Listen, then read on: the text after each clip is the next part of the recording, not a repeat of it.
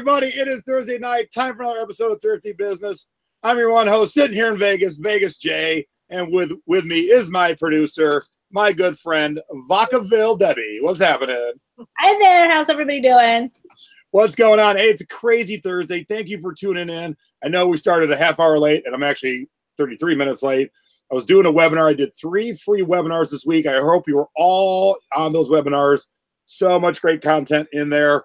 And I know a lot of you have followed me from the webinar over to the episode tonight. So it was fabulous. Yes, thank you, Debbie, and thanks for everyone participating. And we gave away over $1,300 in prizes. So if you are watching right now and you won, congratulations! I got your names down here. I'll get you taken care of. And we come up with some new webinars for the Secret Beach, but we'll talk about that in a minute. Let's get to the reason we're here, and that, of course, is to drink rum and wine. And yeah, what the heck? Hello, sound effects. Not the one I wanted, but we're awake. Yeah, this is weird. My sound effect. Ding dong. Let's try it that way. I don't have time for technical snafus right this moment.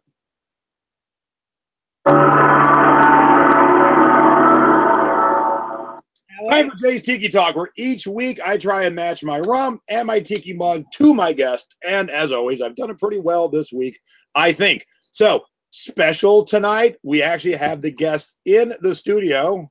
Yay! There she is, Selena and Kate. And Selena lives up in the Sonoma County. And what's Sonoma County famous for? Nope, not meth, wine. Yes. And so tonight, I am drinking a rum. I don't like wine. But this is called Dos Maderos PX 5+5. And what that means is it is aged for 5 years in a whiskey barrel, like normal rum is, then moved for 5 years in a sherry barrel. So there's a totally different taste. And your last name is Kate. Our good friend Martin Kate owns Smuggler's Cove in San Francisco. So I'm drinking out of a tiki mug from San Francisco. So Kate and sherry and wine, and ta-da! I love that tiki mug. I have one too. And I am drinking wine from Geyserville, which is Geyserville, which is close to where Selena lives. And I'm drinking it out of my martini glass from eBay Live 2006 because Selena is in Vegas. So cheers. All right. So Selena, enjoy the show. Relax, and we're going to get to our segment. So let's get right to our segment, shall we? Whoa, that might be a little loud. So real quick, thank you, Apple. Apple's new operating system won't let this mic work properly. So it's not the mic's problem, it's Apple's problem. So I'm running through the regular mic. So if this sounds a little different than normal, I'm trying to figure out a workaround. So just bear with us the next couple of weeks, or maybe hopefully Apple will fix it. I don't know. But anyway, all right, here we go. Let's get to our scores. Debbie, you're up first. Okay, but first, can I show you some little things I bought? Oh, yes, please show me. What do you got there, Debbie? You see this? These are postcards that I found at a rummage sale yesterday. Can you see it? I see some wicker furniture. It looks like the lobby. Kona Surf Lobby. What is it? Kona Surf. Oh, Kona Surf. Oh, awesome. And then this one, here's another one. This is the Night Falls at Kaanapali Beach in Maui. Nice. And this one is Royal Hawaiian Hotel. Beautiful. That's called the Pink Palace. Yes. So I thought, oh, I'm going to send those to you because we had an awesome postcard class and you love Hawaii. So beautiful. Good job. I'm ready for my scores. You're up. Oh, sorry. I forgot to click. I'm a senior, remember. Okay. Waverly pre-pasted wallpaper border. I love selling wallpaper. I paid $1 each in this sale it was for 3. So it was $38.97 for 3 rolls. And I only paid $3 for those 3 rolls. So I love finding wallpaper. And they're easy to store, especially the little ones. I also found the long rolls. Those are a little harder to store. Okay, my Raiders trivia, Los Angeles Raiders, which we know they're moving to Vegas. Boo, I don't want them here. Boo. I wish it was the Seahawks moving closer to us. This was listed for about 2.5 years. When I went into my spreadsheet to see how much I paid for it, I actually had cold behind it. So I just had decided I was going to get rid of this. And because I had it on Amazon, and so I decided to try it on eBay. It took a while. It sold for $39.99. I paid $3.99, and I paid the shipping. So that shipping probably cost me about $8. But I'm happy that a Raiders fan is getting that. Raiders!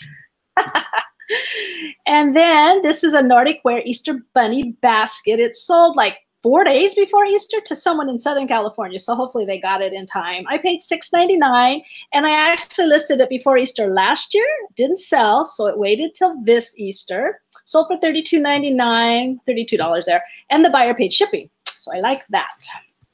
Very nice. Ooh, is this happening right now? Yes, it is. And I think this hat sold in 2 days. Bill's learning hats, so he's my hat sourcer. We paid $2.99, sold it for $29.99, and the buyer paid shipping. So we're happy about that one.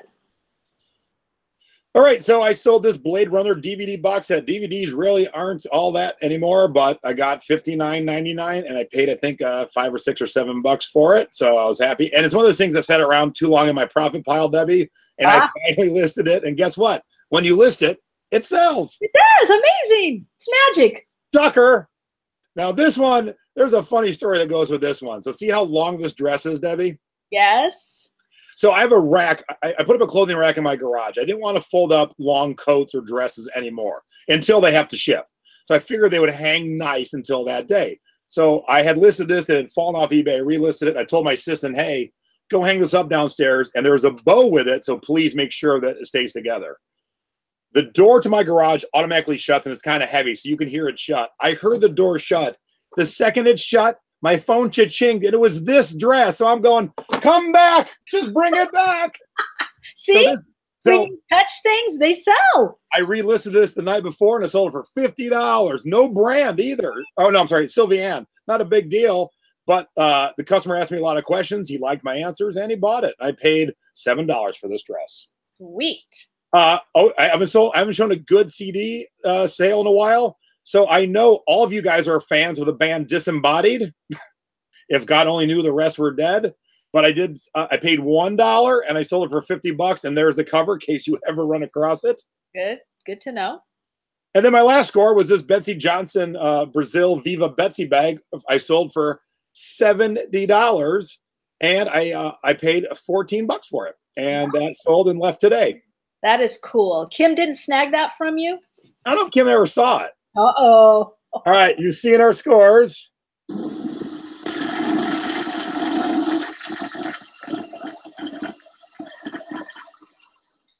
Now it's time for our duds of the week, brought to you by WorthPoint. Had Debbie not used WorthPoint, we probably wouldn't have had these duds. Do not let our mistakes be yours. Okay, I fell in love with this one. I saw it. It was so cute. But it was listed for like, I think, at least over a year, maybe 2 years. Didn't sell. So we finally accepted a best offer of $18.99. I think I paid $2.99. And guess what? Guess when this sold? What day do you think this sold? The day after St. Patrick's Day. Nope, St. Patty's evening. Oh. Yep. Here's what happened. I'll tell you. Let me paint the scenario, Deb. Someone was drinking at their friend's house. They broke this. I'm like, shit, I'm going to have another one. I think that could be. Yeah, it was really cool. It was kind of big, too. Okay, I saw this at the rummage. I mean, at a Goodwill down in my favorite little store, town Pacifica. I paid $4.99, and it was really cool. It was small. It was kind of a medium, you know. It's a vintage, so the sizes are a little smaller. And then when we went to list it, I noticed there were these white kind of spots on the back. Not really white, but they were kind of thin, like worn. But I ran my hand behind it, and the fabric didn't look any different. So, of course, I disclosed this in the listing, and a buyer messaged me and said, what kind of white spots, how big, how wide, I mean, you know, how bad. So I started measuring, and then I started noticing there were more and more. And he said this was a gift.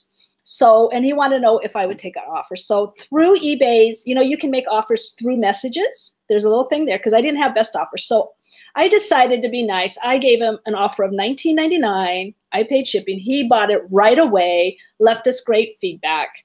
So even though it didn't sell for as much as I thought, you know, I even thought maybe $39, but when we saw those white spots, then we listed it low to begin with. Then I gave him an offer of $19.99. He's happy. All right, so I don't normally do a sound effect for mine, but where is it? That is a cool. guys, I've shown this as one of my worst duds of all time. I paid $50 for this. More than 2 years ago before Christmas, because at that time it was selling around 125 to 150. But for whatever reason, the second I bought it, the market tanked, and I finally sold this Christmas CD just this week for $30. Wow! I recouped some money, but you know, $50 of my money was tied up for 2.5 years, and ugh. So even you make mistakes once in on CDs. Even I make mistakes on CDs. But you did the right thing. You knew what it was supposed to sell for. And speaking of mistakes on CDs, I was all excited to scan this How to Win Friends and Influence People by Dale Carnegie book on CD. It sells for $25. I paid $2 at the thrift store, and I went, yes. And then I got home and read discs 5 through 8, and I went, boo, because I don't have 1 through 4. Uh-oh. Yep. So my yes turned into I stink. But are you still going to list it? No. Well, you never know. Somebody might have lost their 3 through 8s or whatever, the back end. No. It's just here. Here's where I'm going to list it. You ready? There we go. Okay. Uh-oh. Goodbye. Whoops. Knocking stuff over. That's what happens. Yep. Even I, you know, sometimes I'm not paying attention. You make mistakes. That's right. All right. Now it's time for... Where in the world did our stuff go? If you are not shipping internationally, you are leaving out 7 billion potential customers. That is not a good business model. I have shipped internationally for 18 straight years. I have no problems doing it. And Debbie doesn't either. So we always like to show what we sold and where it went to. Yes. So, hey, do you recognize this purse, Debbie? I do. You just saw it in my scores, and guess what? It is off to Baden, Austria, which is in the Wien area of Austria. Population 26,000. Someone needed this Viva Betsy Brazil purse in Austria this week. So my score is also my where in the world. Isn't that cool? I just picture this person walking downtown carrying that purse. Like, yeah, I got this on eBay. Okay, mine went to Armstrong, British Columbia. Again, Canada. Oh, Canada. It's a big country, isn't it? The buyer paid me $69.99 for this. I paid $6.99. They paid $39.85 to ship this to Canada. So international buyers have money. They will buy things and pay, you know, they are happy to pay shipping. So I let them. And I didn't do GSP on that. I shipped it myself. Good girl. That's what I like to hear. All right. You've seen our scores, our duds, and where in the world now. That was really soft. Let's try that again. There we go. Time for a thrifty tip of the week. This segment is brought to you by Stamps.com. Postage on demand. Print your own postage and shipping labels in seconds. These are little tips and tricks at the thrift store that should help you be a better thrifter. Yay! Okay, this is my sourcing basket. Have you ever bought something fragile, expensive, and then they just put it in a plastic bag? I actually broke a $100 3D Tasmanian devil mug. It was in my trunk, just in a bag. I moved stuff to the back seat for some reason. It hit something hard, and when I picked it up, it was shattered. I just cried. Now, carry some little boxes, some old, clean towels, some bubble wrap, packing paper, even that's not toilet paper, that's paper towels. Wipe your butt in the middle thrifting. You never know.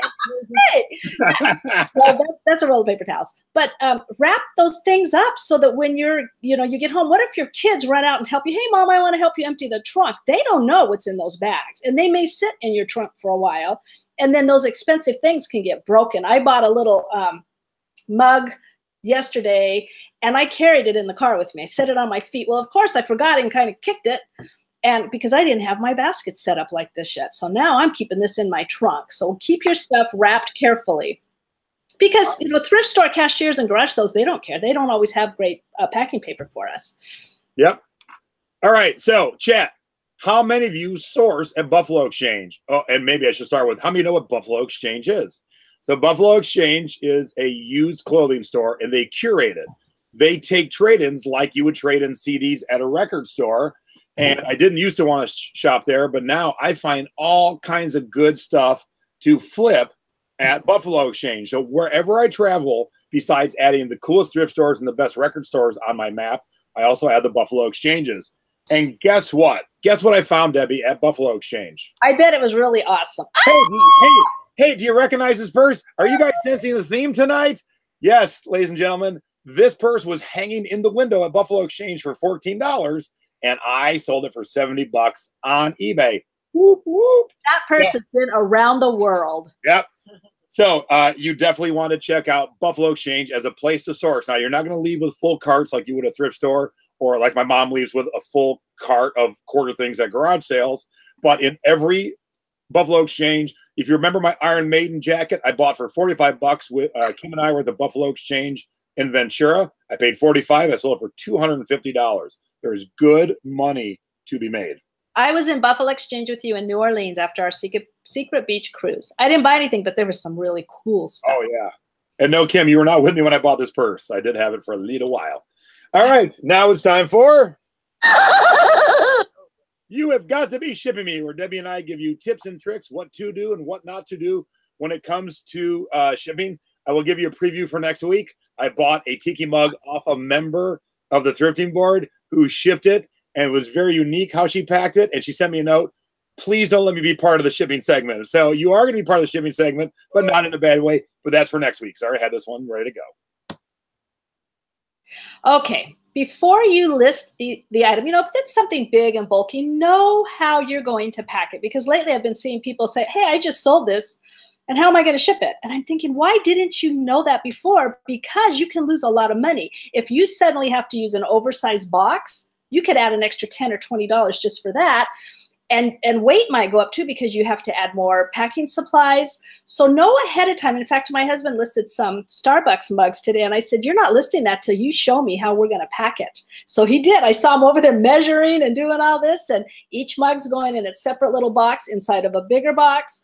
So save yourself stress and time. I sold a very large ceramic Christmas tree, and I spent 3 hours wrapping every little. It had the snow drips, little drops on it. I had to wrap every one of those very carefully and Frankensize a big box. It was huge. So I knew when I sold it how much weight. It was a huge oversized box. She paid the shipping. She got it in perfect condition. She was thrilled. So don't wait until the buyer wants their package to be shipped to them to say, uh-oh, I don't know how to ship this. Why do I picture you be like, Bill, get over here and show me how to package this? I try to be nice, but yeah, I can see him roll his eyes at me sometimes. All right, so here is my shipping tip. Hey, does this look familiar? Yes, if you haven't figured out by now tonight, I told you tonight was going to be a little bit special. Other than the duds, this purse is every single segment tonight just worked out that way. I thought it'd be a lot of fun. So here's the deal. The purse was, it was a soft purse. It was foldable, but the watermelon, the apple, the sequins in the sun, I didn't want to have any fold marks on any of those. That's nice. And so that far corner was able to be folded just a smidge.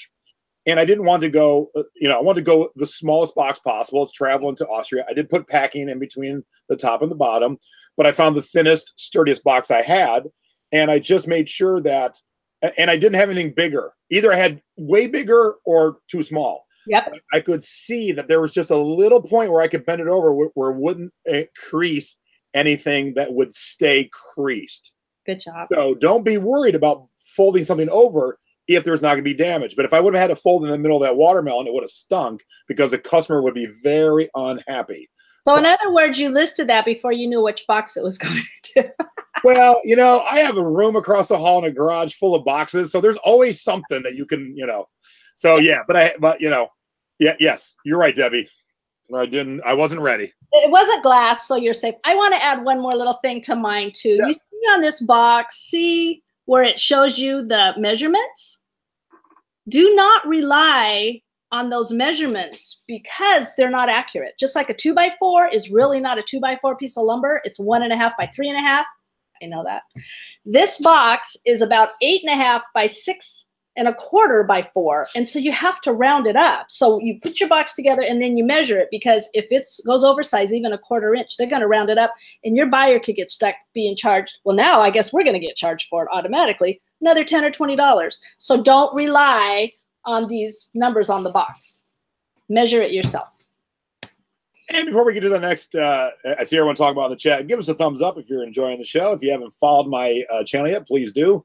I do this show on Thursday nights. I do selling past your expiration date, being 50 over 50 with my mom on Sundays. And at some point in the week, I do a weekly thrift haul. If you don't like what you see, give us a thumbs down twice. Really let us know that you don't like it. All right. Now it's time for...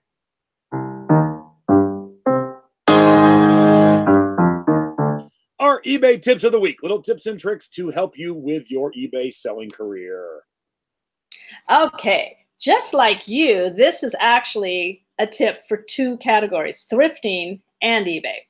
So I was at a rummage sale yesterday, and I overheard the volunteer saying that she worked for a well-known large department store many years ago in the IT department. They would do maybe twice a year a jewelry sale, and everything would be half off. So they thought, well, we'll just mark it half off to begin with and try selling it that way. Nobody would buy. So they had to go back to putting everything, put it at the regular price and do a half off sale. And so, number one, always pay attention to what people are talking about in thrift stores and garage sales. You might hear a really cool bolo, or you might hear a cool tip. And so maybe, and I'm going to try this, don't start, put it at the price you want it to be, bump the price up a ways, and then run a 50% off sale or a 30% off sale on everything and see what happens. Because when I heard her say that, it just blew my mind that even though it was already marked half off, people would not buy it. They had to see that 50% off sale, and they flocked to this jewelry sale. So trying to find a sound effect for you. And I couldn't find it quick enough. Hang on. Oh man, that's okay. I was looking for a dinger because I love that because I say that all the time. Yeah, and I just never thought about doing it intentionally before. I mean, I put the prices on one, and I think, well, it's not selling until put a sale. So now I'm thinking I'm gonna bump my prices up, and I'm gonna put yeah.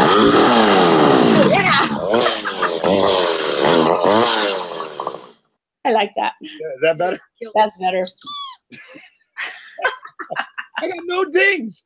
I got no dings, but good. Yes, I love that tip. Oh, man. All right. So this is what I teach people. I call it lifey. List it and forget it. Now, I've softened a little bit. I used to list and forget everything because you're just waiting for the right buyer. But when you have something special that is going to need the right buyer, whether it be just kind of like loud or ugly or expensive, I still suggest you lifey it. List and forget it. Yes. Hey, do you recognize this purse? Yes. I listed this purse on October 16th, 2016, and I sold the week of March, or where are we at? The first week of April, 2018, and I got $70 for it. So I had to wait for that right customer, and who knew that right customer was going to be in Austria, and who knew my box was too small, and who knew, so this week, my purse is every segment. Real quick, I missed a question. I missed a question about one of the CDs I sold. They wanted to know what OOP meant in my title, and I want to let you know it stands for out of print. So that is a normally searched term in the CD realm. So if you're selling out of print CDs, put OOP in your title. Okay. Same for books, out of print books, OOP. There you go.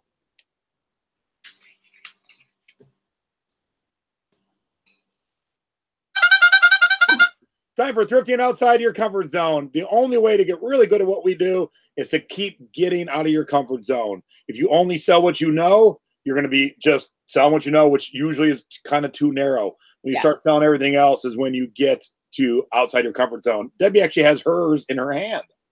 I do. This is a slick. I thought you were showing me a gun. I'm like, what? Is that a rocket launcher? That would be way out of my comfort zone. It's a slick camera tripod. I got it at the rummage sale yesterday for $10. I'd never seen one that has the little like a level on the top of it. I was hoping this was the $159 one. It's not. So we're going to list it for $44, see what happens. And yes, we will know exactly how we're going to ship that because it's so big before we list it. It's a little heavy, but somebody's going to want it. And I'm sorry, what'd you pay for it? $10. Nice. Well done. All right. Hey, Guess what's going to be my outside your comfort zone for the week? Oh, I can't. I have no idea. Now, I kind of fudge a little bit. I'm pretty decent at purses. I'm not like some of my friends. Like when Kim teaches class with me. Oh, shoot, I forgot to say. Matter of fact, St. Louis is coming up. Kim teaches purses way more at a level that I don't know yet. But the way I buy purses, and this is for the fellas, you know, we're funny enough, Buffalo Exchange is right next door to a bar that is also an antique store right here in Vegas. I love that place. We were walking to the bar, and I happened to look in the window and went, oh, I think I need that purse. It caught my eye. So I still am not at the point where I can walk in and know every good purse in a place. But the visual ones, the fun ones, they catch my eye. So fellas, if you've not done purse purchases before, go find something visual, cheap, and then try and flip it, and you'll get comfortable. This was way outside my comfort zone before. I'm getting better at it, but I still learn every single day. Great job. Now I have to ask, Kim, are you okay? You've seen this purse now, what, 6 times in this webinar? I didn't know if you've fallen in love with it, and you know you can't have it because it's going to Australia now. It's gone. It is gone. All right, Debbie, for once, we're actually ahead of the game. This is our guest for next week. You want to tell everyone about our guest for next week while I'm looking for something? I'm so excited. Brianna Mollier-Green. I met her in Vegas once when we went to ASD. She is a hustle boss queen lady. She is great. And so she's going to be on, and we're going to get to talk with her and find out. I mean, her bio was like this long. It's just amazing. She's just a really fun lady. And so she will be on talking about, she does everything. She does eBay, very good eBay seller. She does FBA. She does merch. She does it all. So we're going to have to figure out which one we're going to talk to her about. Probably eBay. But I'm excited to have her on. She's also going to be a guest speaker at the Ecom Chicago. So, yeah, so she'll be speaking with me at Ecom Chicago, and I've known Brianna for quite a while now. So yeah, maybe we'll touch on a little bit of everything. And before we get to our guest this week, let's do a little bit more housekeeping. St. Louis, like I said, I'm coming to you. We got 2 days in St. Louis, the April 20th and 21st. We're almost sold out. Especially the 20th. The 20th is in the thrift store class. That is me and Kim, who's in the chat right now. You know Kim, she's done the show with me a few times. She's my co-host sometimes. And what's great when you have 2 instructors doing the classes, we can move the class back and forth between the instructors. And so when the instructor doesn't have the class, they can prep an entire section. So when you get to that instructor, you can see all the good and the bad, and then we distribute all the good to you. We don't take anything from the class. And so that is Friday. We spend 3.5 hours in the thrift store, and then we all hang out at lunch together and just chit chat. And you can ask us any questions you want about anything. Then on Saturday, the 21st, it is a classroom type class, 4.5 hours of everything from A to Z, soup to nuts.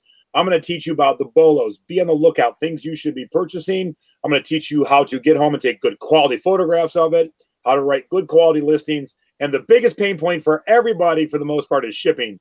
I teach you about all the priority boxes you should have in your arsenal. And based on the last 2 classes I taught, I am shocked how many of you don't know all the different options you have to ship. So I'm going to be teaching you all that. So go to classwithjason.com, get signed up. You can sign up for either day or both. And if you sign up for both, you do get a discounted rate to attend both classes. Just did Dallas, did classes in LA, did classes in Kansas City. And then coming up, announcement next is Phoenix. So stay tuned to the Phoenix, Tucson area. But those of you in the St. Louis area, come on down, and we will be having a tiki bar hangout also. And then for those of you who were not in our webinars earlier, the Secret Beach is open. Ta-da, the Secret Beach. So the Secret Beach is my subscription-based group. It's a smaller group. It's an offshoot of the thrifting board. Each month I do a monthly webinar. We have a guest expert doing a monthly webinar, how-to videos, bonus YouTube shows. We have parties in Vegas. We have cruises of the Caribbean. All kinds of fun stuff. And I should have had the website on there. So if you go to thesecretbeach.club, let's see if I spelled it right. Nope. Oh, you got it. Secretbeach.club. Please show up. Ta-da! There it is. All right, cool. So www.thesecretbeach.club gets you signed up. If you got any questions, I'd be more than happy to answer it. It's only open 3 times a year. So those of you who have been waiting for it to get open, it is open now. And I know in the chat we got a lot of members of the Secret Beach. When you're in the thrifting board, you're a surfer. And Debbie's one. When you join the Secret Beach, you become a beachcomber.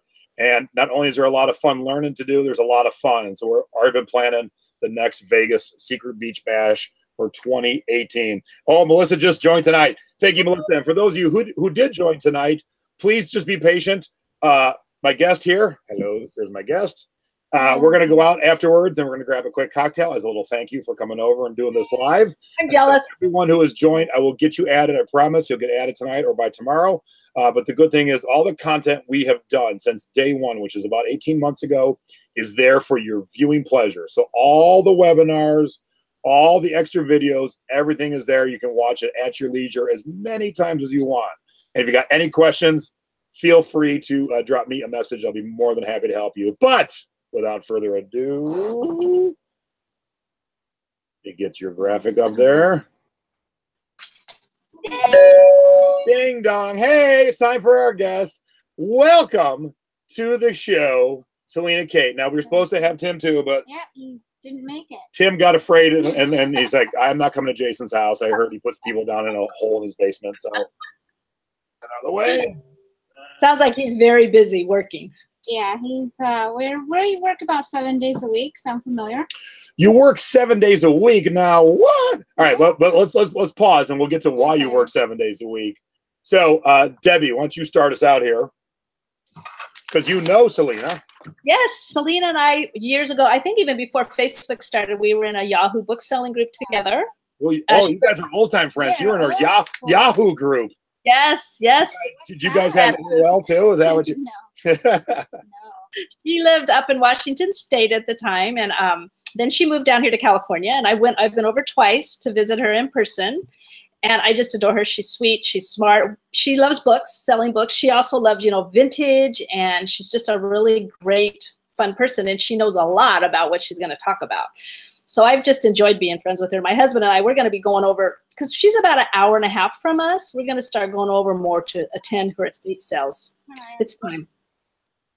So, all right. So let's back up. When did you start on eBay? I would say around, I'm like trying to, I started like a lot of people start selling if they have kids, they start selling their kids' clothes and toys. I'd say that was probably in the early 2000s. Okay. And it was just a hobby. It was a hobby. And then I started to sell more. And I can't remember whether I stumbled upon a thrift blog in 2006 when it was still kind of new to blogging. And I said, I want to do this. And I think Debbie I don't remember, when did the book group start? Do you recall? I can't remember the exact date. So I what came first, whether I was in the book selling group, and that was me selling on eBay, and then I started blogging about selling and about thrifting. Apron Thrift Girl. I don't know if you've ever been on that blog. Yeah. In fact, someone commented that they loved your blog and they're so excited to see you on the show tonight. So nice. That's so nice. So from a hobbyist, it just became my business, especially as my children there. Your older. blog was my favorite. There you go. Thank See, you got a fan in the audience right now. That's lovely. So yeah, blogging turned it into more of a business, and then I started selling books full time, and I was doing on eBay, and then I moved to Amazon. And I kind of, in my crowd in Sonoma County, there's a lot of antique dealers. And so I kind of did everything backwards. I started online, where a lot of them have been selling in antique stores for years. And then they're fighting this. They don't want to sell online, which I'm okay with. Oh, yeah. Personally, like less competition. Now I'm doing estate liquidation. I'm another avenue. So like all of us, Debbie included, we started one place. I only sold CDs for like 70 years. That's a lot. And even I got into Tiki about a year after I started selling CDs, but I wasn't finding it to flip at that time. Yeah. And as you see my house now, it's like a museum. Yeah. So I got to flip the things I find, cool. but it's one of those things where we all have that moment. We all have that moment at a different time, but you're like, oh, I should be doing this. Yeah, and you switch gears. Yeah, you switch gears. You have to be successful. You have to not be stuck in one genre. And I run into that with the antique dealers who I'm only selling Victorian. I'm not leaving this genre. I'm not shaking it up. And then they complain about lack of sales. Yep. Yeah. And you know, that's what I talked about in my webinar tonight. Mm-hmm. And I always talk about, if you're still selling online like it's 2002, you're wrong. You're missing out. You should join the rest of us. And most of us are already looking ahead to 2019. Yep. What's going to be coming down the pike from eBay and Amazon? What's hot? What should we be doing? How to get ahead of the game? How to use like social media.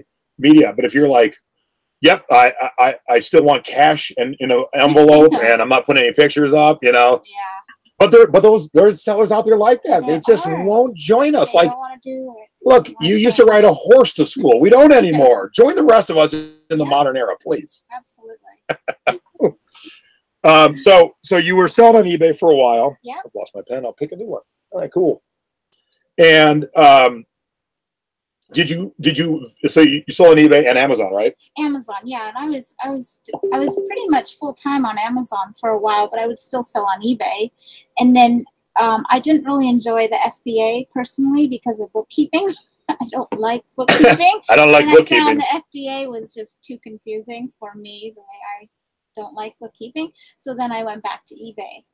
I will tell you a side note, and we weren't planning on discussing this, Debbie, but my friend Anna Hill, who was a bookkeeper, she was here in town. She got me squared away, and you know, I wasn't doing it wrong, or you know, I was getting myself down, but it was so more accurate, and I could really see the bigger picture so much more.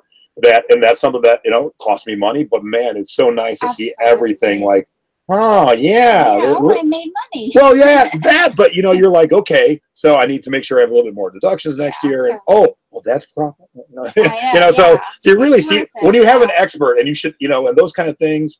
I would never have someone working my teeth who wasn't a dentist. Yeah, of course. And so when people always ask me tax advice, I'm like, have a good accountant. Yeah, and our computer and all our numbers are currently at an accountant waiting to be filed. So that's like, I can sleep better now. That's smart. So Deb, how did you end up choosing her for our guest this week? So what's happening that you were like, ooh, this will be a good guest? Well, because it's so interesting what she's doing. We all go to estate sales. And so I thought, to be able to talk to somebody who runs one, I thought maybe she could kind of give us some tips, you know, like, do you appreciate it when someone negotiates with you? Or, you know, what are just maybe some kind of nice etiquette, you know, as sellers we can make ourselves be able to buy at better prices maybe from an estate seller? Well, one thing I'll say is that I think as an estate liquidator, I think people might underestimate the amount of work that happens before that item is on a table waiting for you to buy it. And there's like hours and hours and hours of work and effort into, say, a tiki mug to get to the point where we usually do about 2 weeks prep for an estate sale. And that's long days, moving stuff around, cleaning out garbage, just before it's ready for everyone to come in. We try to price 90% of the items that are for sale. So we first would like to share with people that maybe have a different appreciation to the seller or the estate sale company, because there is so much effort involved. Yeah, so we jumped a little ahead because let me show your website. So you're the Kate part of Whitcomb Kate, and you guys are a singing duo that also says also does estate sales. Yeah. So you're trucking along and you're selling on eBay, and you get into this business with your partner, and was it like a thought, or was it an accident? It was an accident. That's the best, isn't it, Deb? And you're like, I accidentally selling CDs was an accident, you know? I move a lot, and every time I move, I have an estate sale. So I have experience in the whole line everything up, price it, and sell it all. So that's I'm familiar with. And then what happened, though, is we got a call from a state lawyer who said, I've got a house that needs that things are for sale. So we usually go and we see if we want to make a pile and we want to buy everything. So we actually made a pile, and then we was talking to our friend, the lawyer, and she said that the house was a foreclosure and the contractor bought it. And we could buy all the contents of the entire estate and then actually have an estate sale there. And this was an absolutely packed estate. So we paid for the estate.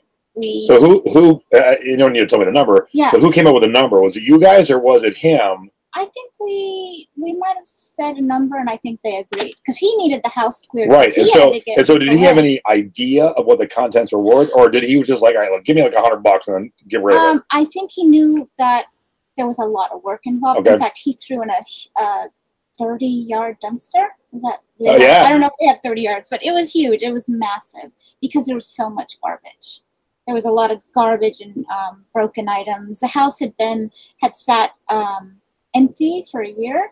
In fact, the refrigerators were full. Oh, and we had to tape them and say, "Do not open." Ooh. Oh my God!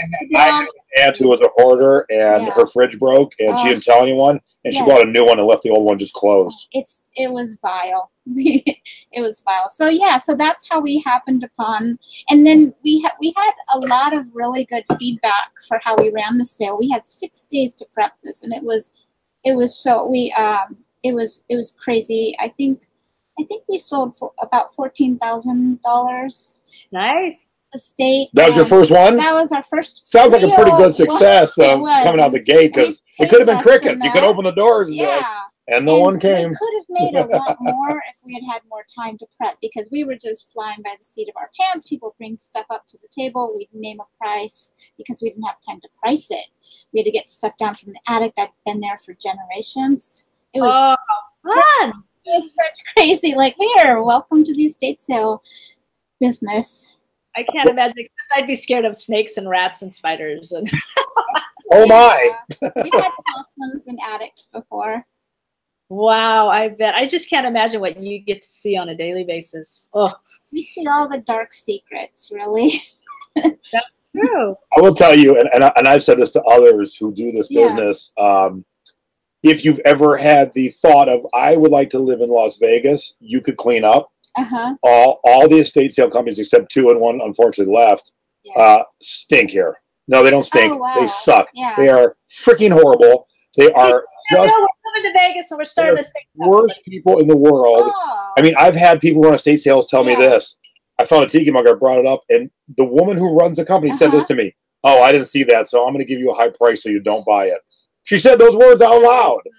Cool. And so one time I ended up her estate sale, and I didn't realize it was her. I just saw a sign. I showed up, and so I go up into the man's closet. And he had a lot of Tommy Bahama and Paul and Shark and some other higher things that are even higher than Tommy. And said all shirts $5. And I know this woman; she's giving me a hard time. I took a picture of her sign, and I brought the ones down I wanted. And she goes, "Oh, well, those Paul and Sharks are worth more." And right in front of everybody, I said, "Here's your sign that you made that says $5. I am paying you $5 a shirt and not a penny more." But she does that stuff all the time. And I found out she cuts a deal with the people that whatever doesn't sell, she gets to keep. But she prices it high on purpose. And that's so unscrupulous. And, so I know you're not that kind of person. No. And so I'm saying, if you ever want to move to the desert, you could clean up. If you can come to this town and be a nice estate sale company that has scruples, you could clean up in this town. Excellent. Yeah. That's us, Bill. We qualify for that. We really wanted to be different because some companies they're grumpy. They've done it for years. They're tired.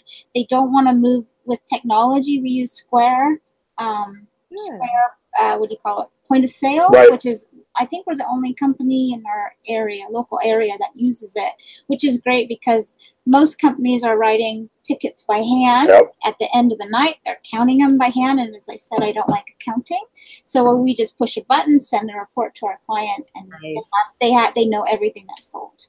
When I used to have a TV show called Thrift Hunters, and I'd gotten so used to the lady I just told you about, there's other companies that are just as bad in this town. I'd gotten so used to it, I forgot what a quality, nice estate sale company was like. So we ended up in Portland at an estate sale. Lovely, and it was a husband and wife, and they ran it, and they were so sweet. And then they had staff because it was a big house with a unattached garage. So they had a person in the garage, and it was like a 3-story house. And their whole staff was nice, and not just for the cameras, because there was moments where I wasn't on camera, and the staff was still just as pleasant. things were priced. Nice. I'm like, yeah. oh, I forgot what it's like to have a nice estate sale company. I'm like, that's lovely. I forget because here they don't exist. Yeah, I don't know why though, because I mean it's just doing a disservice to everybody. Because you want to, your goal is to empty the house. That's what we want to do. We want to sell it. We want to price it right. We want everything cleared out because our job at the end is actually to get rid of everything. Yeah. Do you usually have a lot of stuff left over? I mean, what happens to the stuff that's left over? Always a percentage. I'm not sure what it is, but the way we run it is we offer in our contract, we do the clean out because a lot of families don't want to deal with it after the sale. So we take everything, and we don't want anything left over at the end, but there always is. So what is we do free day Tuesday or free day Wednesday, and we put most everything out in front, and we list it on Craigslist, and they come in droves, they take it away, and they're so appreciative. Oh, that's awesome. Yeah. So we actually have a question from the chat from Paul. Why do some estate sellers price the stuff at or above retail? And it might go back to what I just said. Yeah. This person's crafted their deal where they get to keep everything and sell on their own. And so here's my thought on that. Okay. If your mom dies, your grandmother dies, your aunt dies, and maybe you knew it was coming, but maybe it just happened. Yeah. The family's grieving, and they're just like, oh, yeah, I'll sign whatever. Yeah, of course. And, they're you know, vulnerable. this person has figured out a way to take advantage where you and others that I've worked with around the country, it's about trust. And we say that we have to trust our clients and they have to trust us. Without that, we won't take, if a client is questioning us, we actually won't go with them because you have so much, you have their belongings, their family's belongings, and you have to trust each other. And that even carries over to your customers. You don't want to take advantage of everybody, but we have a range of prices for items. We will have a screwdriver for $1, but we had one of our greatest finds, which, you know, talking about honesty, was an Andy Warhol super dress. Have you ever come across those? Yeah. So it was in this pile of clothes that they were going to donate. The family was going to donate to a thrift store. But we say, stop, don't donate anything. Let us try to price it. So I looked it up. I hadn't come across one before, but luckily it had a tag that said the super dress. And then it had the Campbell's soup can over it. It was made of like, is it Tyvek? Yeah. It was like paper. And I looked it up and my jaw dropped. And I'm like, oh my gosh. So the first thing we do is we tell the family and we say, what do you want to do? And they say they want to sell it. So I think we had it priced about $2,000. And sales on WorthPoint, I think, were from $800 up to $4,000, if I recall correctly. So we listed, and that's an item that we didn't try to get full retail, but we tried to get a lot of money because this is important to the family. In the end, I think we got an offer for $1,200 on it, and they're about to donate it. Yeah, and then this was an online seller, and I think she was going to put it at Ruby Lane, and you know she gets $3,000 to $4,000 for it, and bought it for $1,200. That's still a good ROI. Oh yeah, I mean. You know, that makes me think of people who, you know, they're like, what if somebody buys something from you and flips it? And I'm like, I don't care. Yeah. So if I get what I think I want to get out of it and can get from where I'm at, and someone can get more someplace else, good on you. Absolutely. And sometimes we do the third of eBay, the third of retail, but then other things we will have higher because it's a special, unique item. And our goal is to get the most money for our client, and that means selling items. So if we price everything too high, everything will be there on Sunday and it might not ever sell. And that's not our goal. Our goal is to sell everything, get them a check, take some money for us for our work, and then go on to the next one. Selena, hang on, Deb, because there was something just happened on YouTube.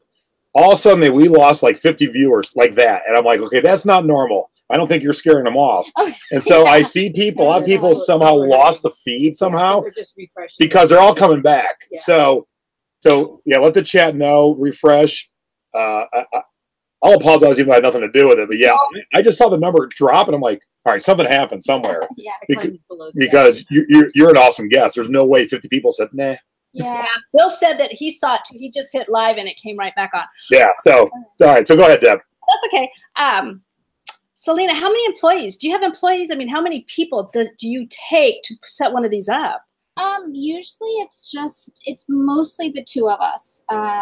What? That's it? Set it up. That's why we work really hard. And then we also have one of our employees, Allie, who is just our, she's our rock and foundation to the business. And everyone absolutely loves her, all the customers. So she'll help set up, and then she's always there at sales.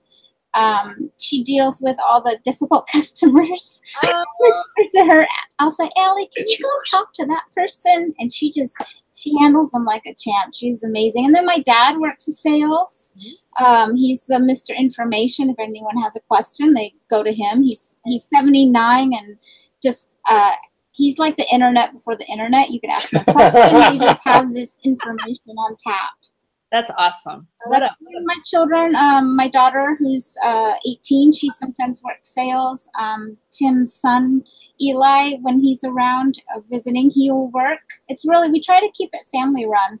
Ma, I don't want to get up and work another sale. I'm a teenager. Okay, I have to ask you, didn't you have a serious medical condition as you were setting up one of your estate sales? Our biggest sale ever in an incredible Victorian from the voice of Petaluma. Just the most beautiful antiques ever. And I think it was 10 days before the sale, maybe less. My appendix broke and had to be removed. And I missed the sale. I couldn't believe that. And yeah, I just didn't feel very well. So I went back home. I think I got on Monday, and I tried to, was it Monday or what? When the sale started on Thursday, so I went on Thursday, and my body said, no, you do not want to be here, and I had to go.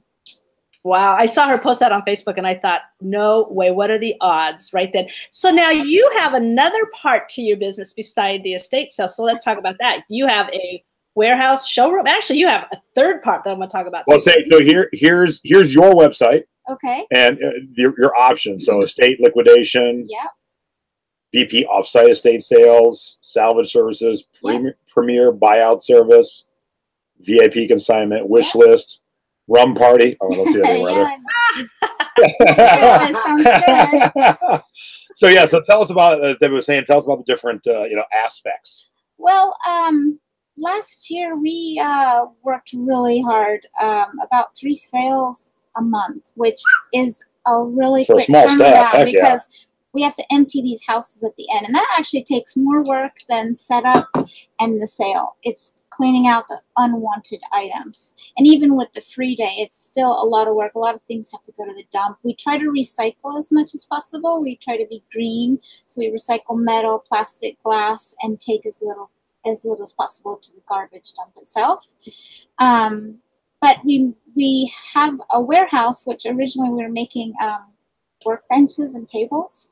And then when we switched into this, it became a little tiny showroom in one corner. And then they were so popular, and we were having calls from people who had things like their whole house to sell or a part of their house, and it needed to be sold in a week. Yeah. It had to be, house has to be closed now. Can you pick up the stuff? And we have about 2,300 square feet in our warehouse. So we made our showroom bigger and bigger and bigger.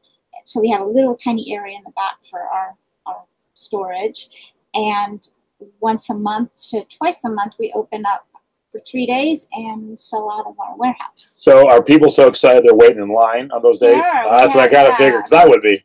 10 to 20 people at our warehouse. It's less popular than the estate sales, but it's much easiar for us. Oh, yeah. Our warehouse. And we have antique cases. We have display, we have little sections just like you would have in a store. Like we have the area, we have the books, media, tool area, which is always very popular. Do you have a bathroom area for Debbie and her toilet paper that she takes with her? Yeah. Oh, maybe VIP. That's the VIP treatment right there. So now, when you're doing the estate sales, do you guys look at everything and be like, oh, we want this and this and this, and then you make an offer price? Or do you have to wait till everything's sold before you can see what's left over? For one, if word gets out that we're buying from our estate sales, it doesn't look good upon any company that does that. And two, we want to have these key items for people to come to our sales. So if we start taking out and picking, then we're not going to get people to shop. Okay, that makes sense. Now, you had a score about a year or two ago. You sold something that came from an Oakland police. That was from the whole estate that we bought, and then that's our first sale. Yeah, that was Talk about what that item was. Memory. Yeah, we found a Sterling Berkeley police badge, number 16, and that was I was expecting like $200 to $300 from my research, and you maybe have a better memory than me. I think it's $500. Yeah, and so either there's one of two things happening. Your research stinks. Yeah. Or there was a couple people like, I need that bad, and they went above and beyond what it was worth. And one of the guy who bought it luckily wrote to me, and he said that it was the reason he bought it is he thinks the original owner, which would have been the 16th police officer in that department, was what's it called, the lie detector. What's that called? Oh, right? Forensic? No, it's not dead. Not dead. It's yeah. Anyways, the guy who was number 16 invented it. Oh, you're so that's why. So there was a little fight, or battle between two people who both wanted that and knew it. So they researched the number, found out it was this guy, and then that was awesome. Polygraph. Thank you. Polygraph. Google, our friend. When you get to see the history, I mean, I love going to estate sales, and I picked up a whole bunch of Levi's. This would not be a jerk. You did your research, but you did not know at that moment that 16 was. And so because of that, at least two people knew that. Yes. And gosh, two people knew that. Thank you. And then you went like, you're watching it tick up going, what in the hell? Yeah, that was incredible. So Angela, one of my admins who's in the chat. Hey, Angela. Thank you. She had a great question. Have you ever had a good tiki sale? We've gotten a few, and we have one guy that comes and buys them. Okay, so now you're going to have two guys. Yeah.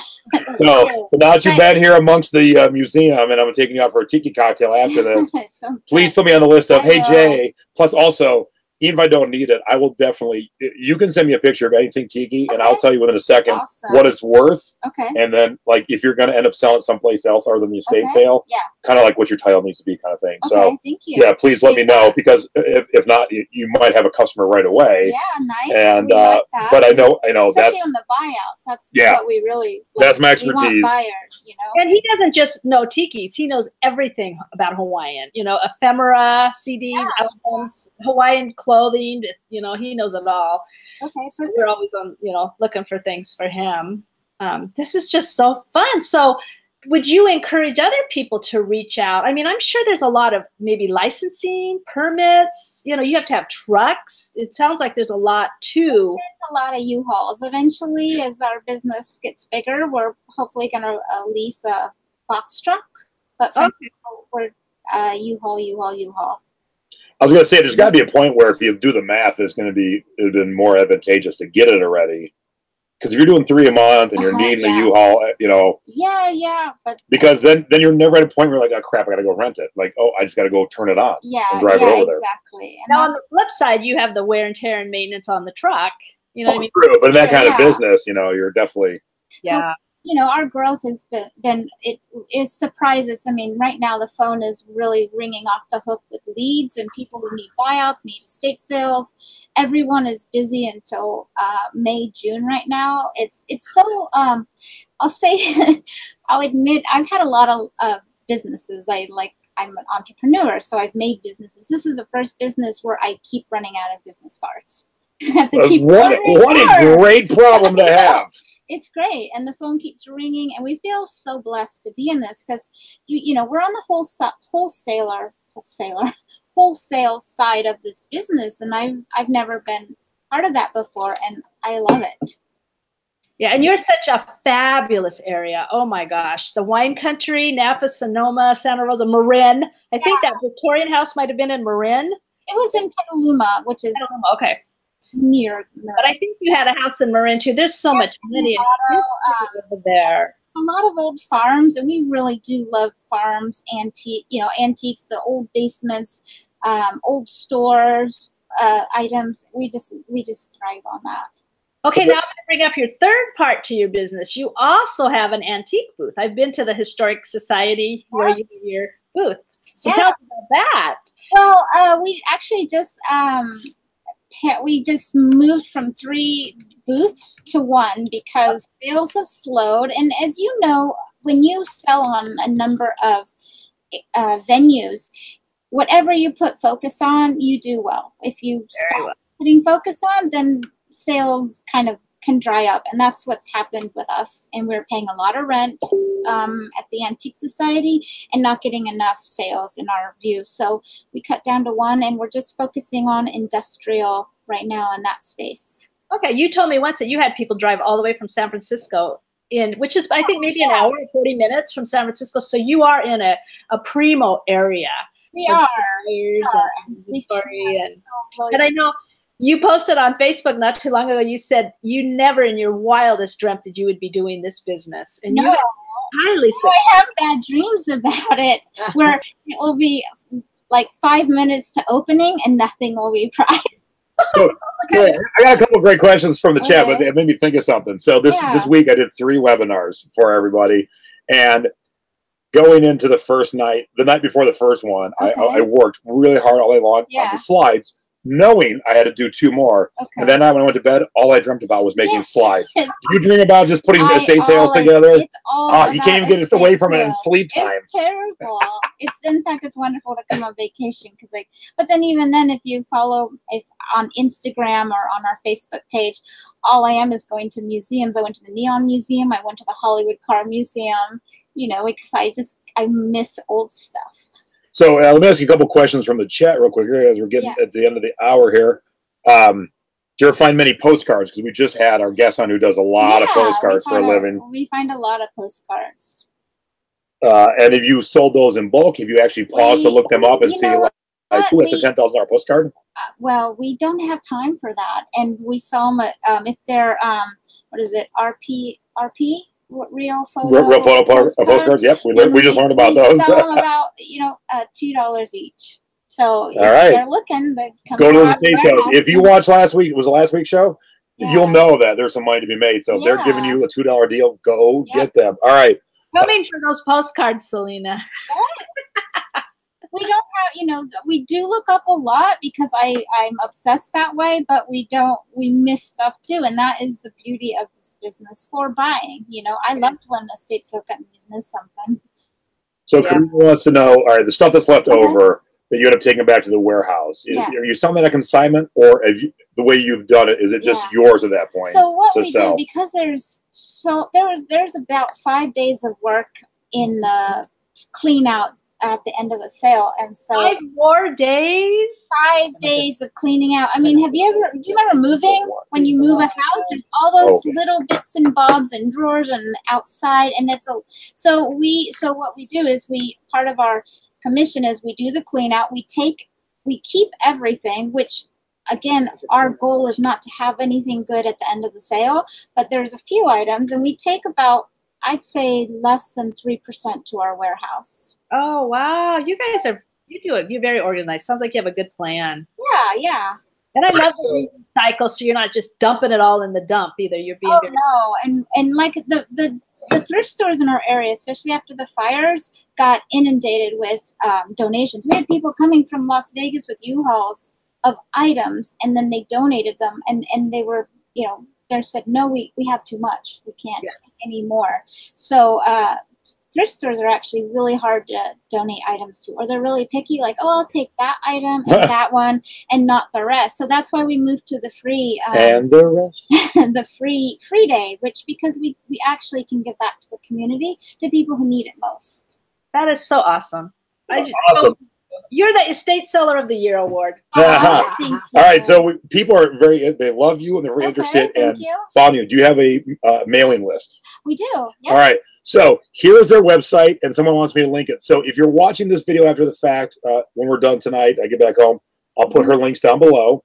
But it is Whitcomb and A-N-D spelled out, Kate, C-A-T-E. So like you see, but just change that plus to the .com. And do you have a Facebook also for your sales? Okay. So what we'll do too in the thrifting board is we'll get a post up with all your content. People who want to come shop at your warehouse or the estate sale or who need your services. That way you can find it very easy.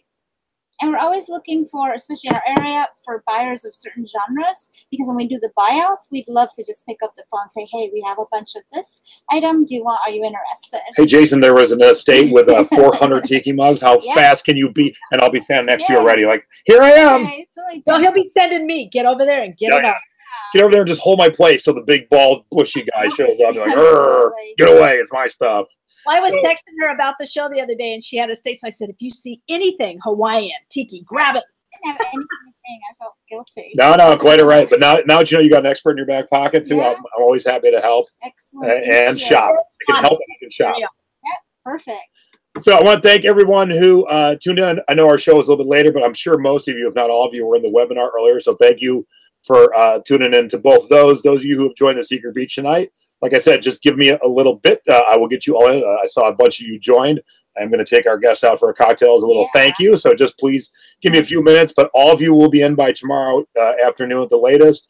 And I know you're excited to get in there. I appreciate that. Let me get you in, and we'll get you all set up. We'll be back next week, Thursday, back to our normal time next week, 9 p.m. on the East Coast, 6 p.m. on the West Coast. And thank you. Thank you for coming. Thank you for being in-house. I have to make an official announcement. As a producer of the show, I will have you back on. And I think that was the first. Well, I think that was the first time where she really embraced me in the producer. Like, because I want you to be in your way. They could be in their showroom, and Tim can be with you too. See, I was going to save this for off the air, but Debbie, I think you and I should go do a live show from their showroom. Absolutely. Oh yes, much better. Yeah, yes, I was already thinking about coming up.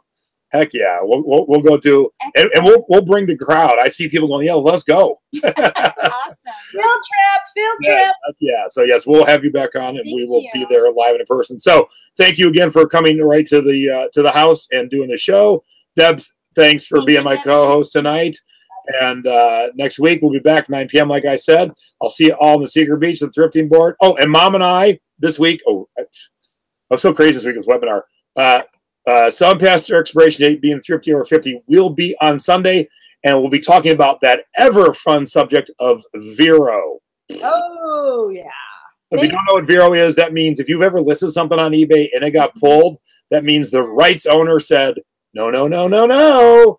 And so we're going to talk about that on Sunday. Not a fun topic, but a topic you need to know. Absolutely. You ever had anything pulled for Vero? Yeah. See, I have. Debbie, have you? Oh yeah. No, I haven't. What?